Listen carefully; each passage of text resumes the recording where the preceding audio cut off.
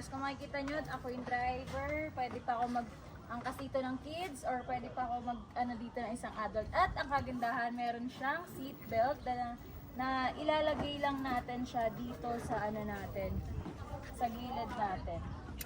Adjustable din siya. Ayan, ganyan siya. Ilalagay natin. Tapos si kuya din, may seatbelt din siya sa likod.